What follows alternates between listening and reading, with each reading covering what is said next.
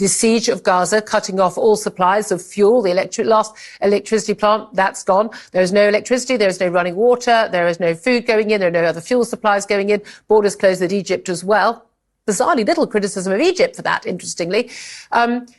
Is that, and while raining down missiles on buildings which they know are going to kill civilians, we know hundreds and hundreds of civilians have already died, many of them children, is that a reasonable, proportionate and moral response by Israel? There is some deep perversion in Britain whenever Israel is involved in a conflict, and it is the word you just used, proportionate, proportionality. Only Britain is really obsessed with this. I've heard it for the last few days incessantly. Proportionality in conflict rarely exists.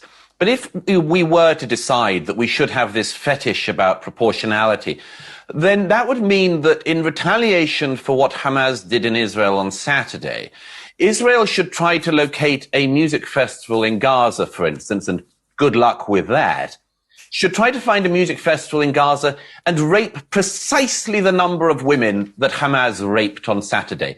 Kill precisely the number of young people that Hamas killed on Saturday.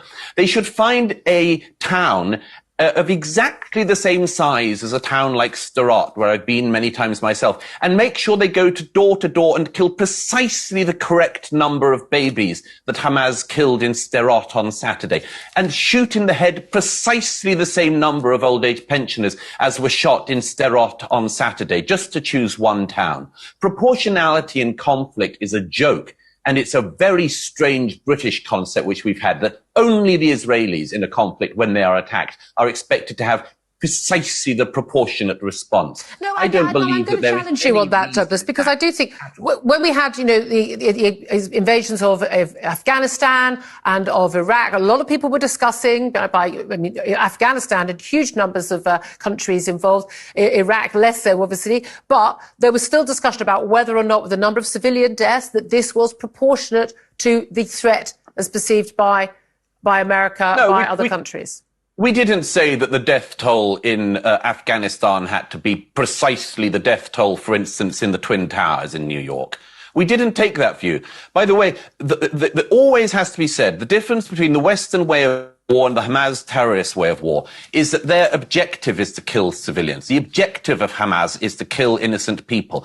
The objective in conflict of the United States, the United Kingdom, Israel and other civilized democracies is to kill as few innocent people as possible. It cannot be said enough that Israel tries to use the IDF to protect its citizenry. Hamas uses the citizenry to try to protect Hamas.